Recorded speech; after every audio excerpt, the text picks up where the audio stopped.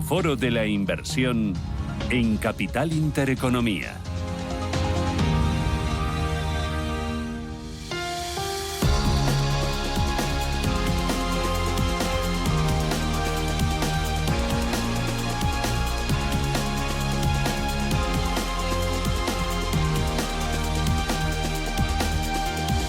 La semana pasada afrontamos la primera reunión del año del Banco Central Europeo. Esta semana todas las miradas están puestas en el Banco Central de Estados Unidos, en la Reserva Federal y en Jerome Powell, en su actuación y en su mensaje, para ver si despeja dudas sobre cuándo empezará el camino descendente de los tipos de interés y con qué ritmo bajarán los tipos este ejercicio. Hoy nos acercamos al contexto macroeconómico y a los diferentes activos para saber cómo se están comportando y cuáles de ellos ofrecen oportunidades con Álvaro Fernández Arrieta, que es corresponsable de desarrollo de negocio de Capital Group en Iberia. Álvaro, ¿qué tal? Buenos días. Hola, Susana, muy buenos días. Encantado de estar contigo en el programa. Bueno, esta semana reunió con la Reserva Federal de Estados Unidos. El mercado parece que ha descontado demasiadas bajadas de tipos este año y a un ritmo bastante rápido. Las cosas no van tan rápido, ¿no? Como quisiera el mercado o como quería hace un par de semanas, ¿no?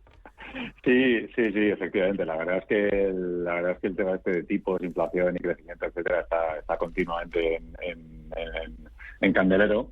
Y no es tan obvio ni tan inmediato, ¿no? Efectivamente, yo creo que el mercado ha descontado un escenario muy benigno y el resultado de eso fue los movimientos tan exagerados, quizá en este caso al alza, que tuvo la renta fija a finales del año pasado.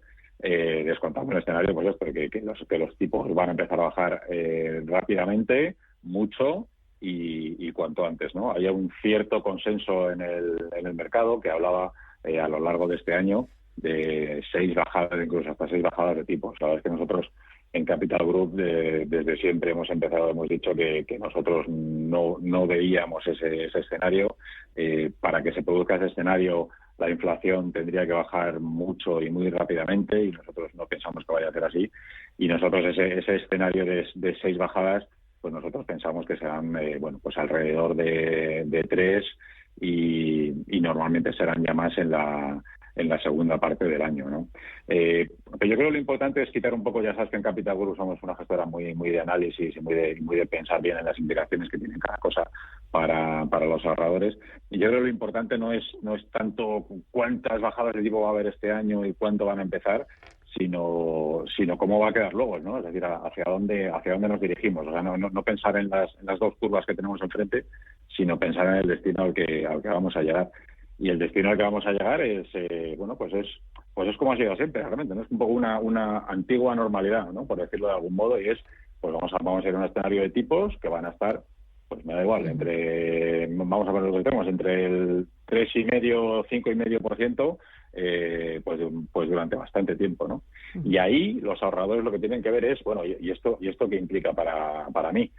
Pues en Capital, como digo, somos muy de analizar y hemos hecho un análisis de los últimos 50 años, prácticamente desde 1975, y hemos visto cómo se han comportado los mercados cuando los tipos han estado en ese rango, en rangos entre el 4 y el 6%.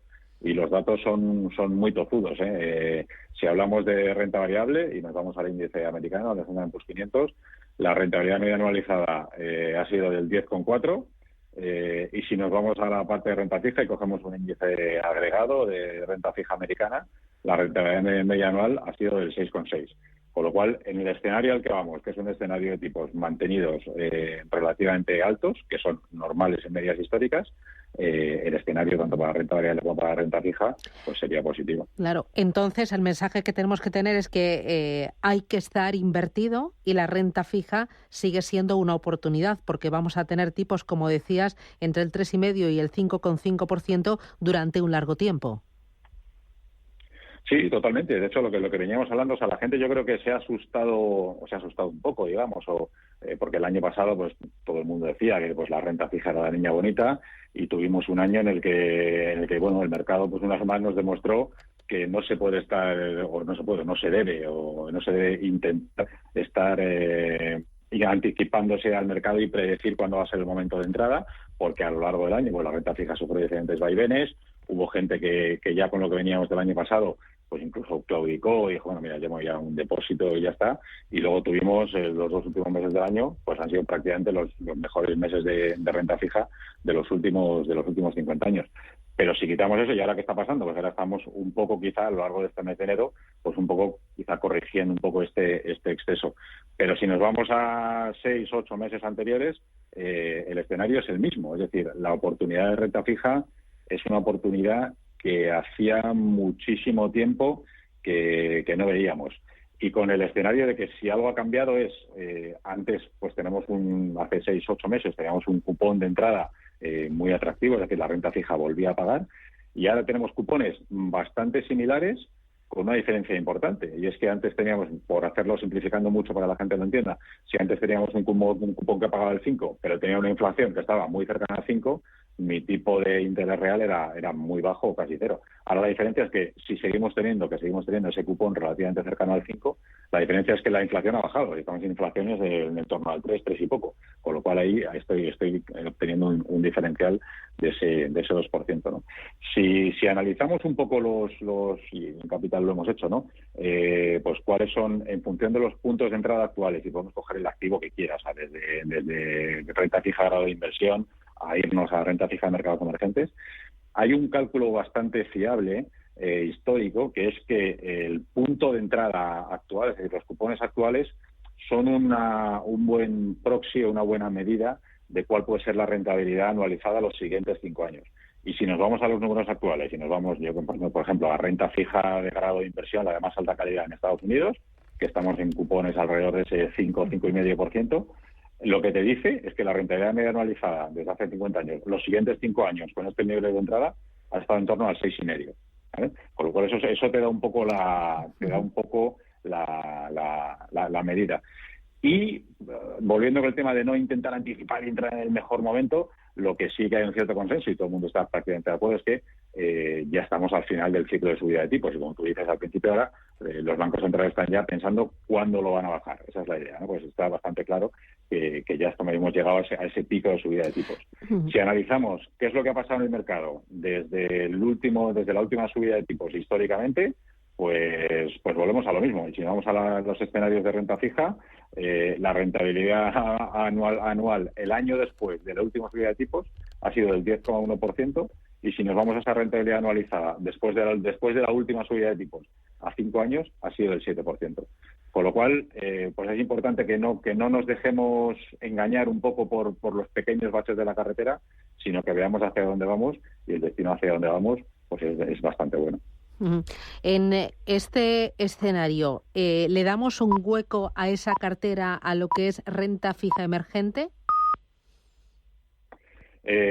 Pues sí le damos un hueco, teniendo un poco en cuenta que evidentemente cuando más nos adentremos en el espectro, avancemos en el espectro de renta fija en cuanto a nivel de rentabilidad esperada, también la volatilidad es algo mayor, ¿no? Si nos vamos a ese número que te decía antes del proxy de lo que supone los cupones actuales, cuánto puede ser la rentabilidad anualizada los siguientes 5 años, que te decía del 5 al 6,5 en renta fija en investment grade americana. Si nos vamos, por ejemplo, a la otra parte del espectro y cogemos la renta fija emergente en dólar, es decir, no la renta fija emergente en divisa, que sería un poco más volátil todavía, pues estamos hablando de números de niveles de entrada actuales de entre el 8 y el 9%, pues volvemos a lo mismo. La rentabilidad, el mercado y la historia estructura en esto, te dice que los últimos, el análisis de los últimos años, esa rentabilidad media anualizada a futuro estaría alrededor también del 8%, con lo cual es bastante similar al tema del próximo entrada. La diferencia con los mercados emergentes es que es verdad que pues las subidas de tipos en Estados Unidos y la fortaleza del dólar pues no les ha beneficiado demasiado, ¿no?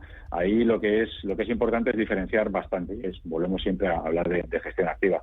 Hemos visto, sobre todo se ha acelerado en los últimos 4 o 5 años, una diferenciación bastante importante entre cómo afecta esta subida de tipos en Estados Unidos y fortaleza del dólar a los diferentes países, ¿no?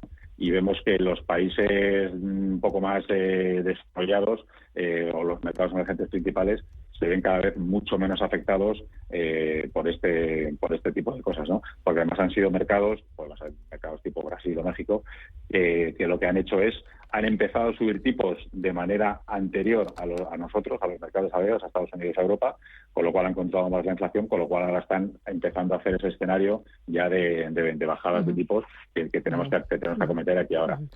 Si vamos a los mercados frontera, eso varía un poco, eso es un poco ya diferente, ¿no? Con lo cual ahí es muy importante el confiar en un buen fondo de gestión activa, que sean los gestores los que decidan en qué mercados emergentes hay que estar. Cuando hablamos de emergentes, ¿en divisa fuerte o en divisa local?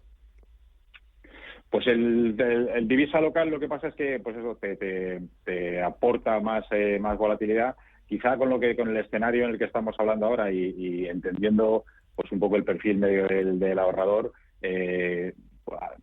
teniendo claro que el dólar va aparentemente, pues las perspectivas es con tipos largos durante más tiempo en Estados Unidos, pues vemos una cierta fortaleza del dólar un poco estratégica, un poco táctica, ¿no? Durante los siguientes meses, pues eso es verdad que a las divisas emergentes les afecta un poco más, ¿no? Con lo cual quizás seríamos más partidarios un poco de mantener renta fija emergente en dólares, que es una divisa fuerte, porque quizás no sea necesario que muchos de los ahorradores asuman el riesgo de la volatilidad en las divisas. Bueno, tenemos crédito de alta calidad, tenemos deuda emergente y luego está el high yield. Y aquí estoy encontrando pues visiones un poco diferentes. Hay muchas casas que dicen no, high yield no compensa el binomio riesgo-rentabilidad, porque hay que tener en cuenta que ese riesgo puede aumentar por el impago de algunos de los emisores, debido a que vamos a entrar en un momento de desaceleración fuerte o recesión suave económica. Y hay otros que me comentan, bueno, es que aunque haya impagos, nunca vamos a llegar al nivel de la anterior crisis, porque en esta la solvencia y la robustez de las empresas es mucho mayor. ¿Compensa el high yield en este entorno? Pues volvemos un poco a lo mismo de antes. Compensa. La verdad es que la parte del high yield lo que nos ofrece, desde luego, es una generación de rentas.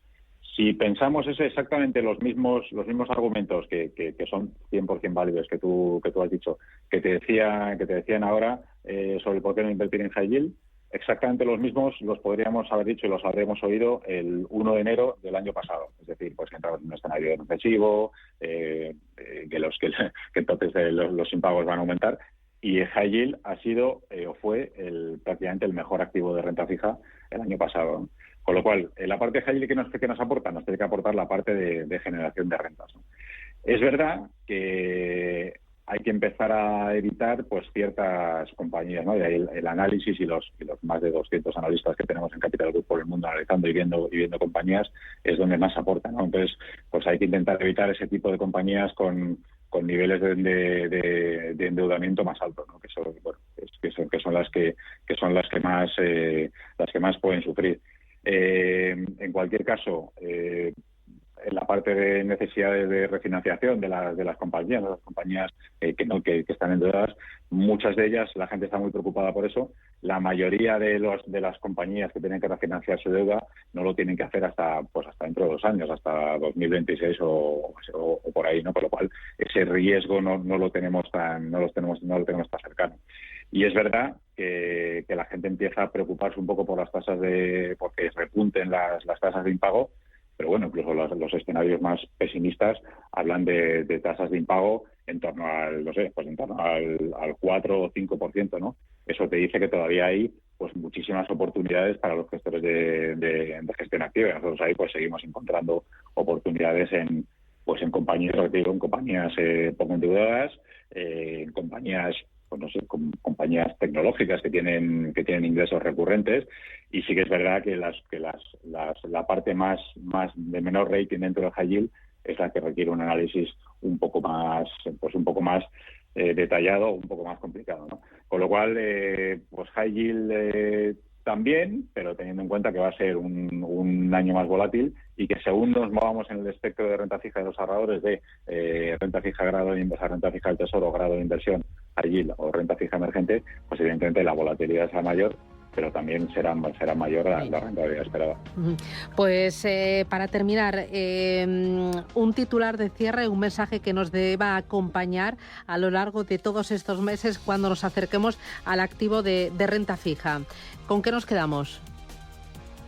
Pues nos quedamos con, yo creo que ya ha sido un buen ejemplo el año pasado. Lo importante no es acertar cuándo invertir, sino lo importante es estar invertido y dónde estar invertido. Estar invertido y seleccionar bien el activo a invertir. Muchísimas gracias, Álvaro Fernández Arrieta, desde Capital Group. Un auténtico placer. Cuídate y a por el martes. Un abrazo. Adiós. Muchísimas gracias, Susana. Buenas Chao, semana a todos.